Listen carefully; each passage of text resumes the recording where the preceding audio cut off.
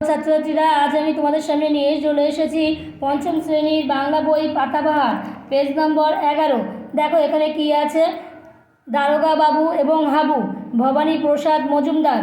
এটা ভালো করে তোমাদের পড়তে হবে।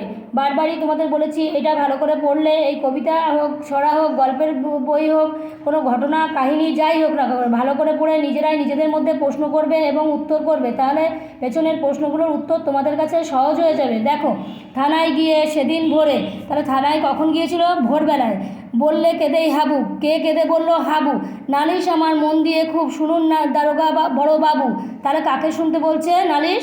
বড় বাবুকে। চারজন ভাই আমরা, তাহলে কজন ভাই? চারজন। একটা ঘরেই থাকি, তাহলে কোথায় থাকে? একটা ঘরেই থাকে সেই চারজন ভাই।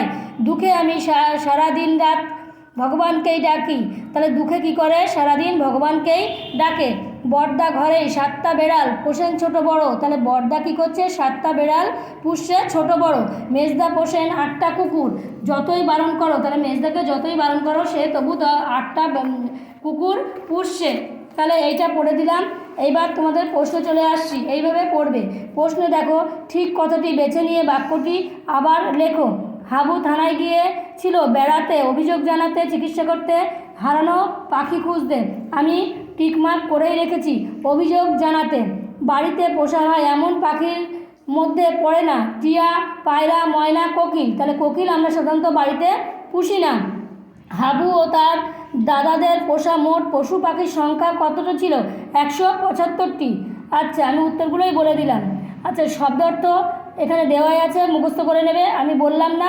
ক এবং খ স্তম্ভের সঙ্গে মিল দেখো।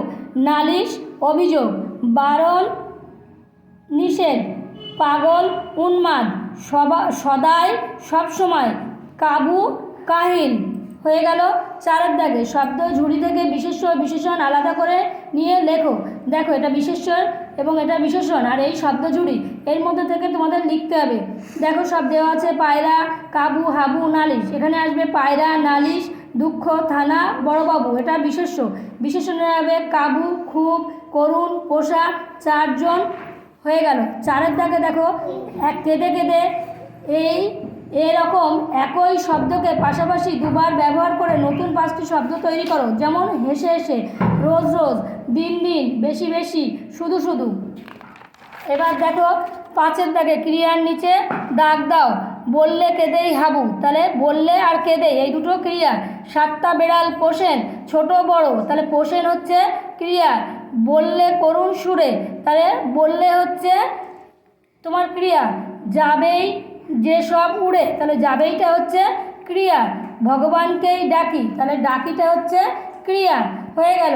6 দাগে বাক্য রচনা। তোমরা তোমাদের নিজের মতো করে বাক্য রচনা করবে, খুবই সোজা জিনিস বাক্য রচনা।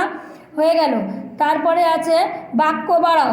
দেখো 9 দাগে, তাহলে 9 একে কী হবে? হাবু গিয়েছিল কোথায় কখন, তাহলে বলতে হবে হাবু ভোরবেলায় থানায় গিয়েছিল। বড়দা পোষেন বেড়াল কয়টি কেমন? বড়দা পোষেন ছোট বড় 7টি বেড়াল। তারপরে হাবু ভগবানকে ডাকে কেন কখন? হাবু ভগবানকে দুঃখে সারাদিন রাত ডাকে। দারোগাবাবু বলেন ঘরের জানলা দরজা খুলে রাখতে কাকে? দারোগাবাবু বলেন ঘরের দরজা জানলা খুলে রাখতে হাবুকে। হাবুর পায়রা উড়ে যাবে কয়টি? হাবুর পায়রা উড়ে যাবে 150টি।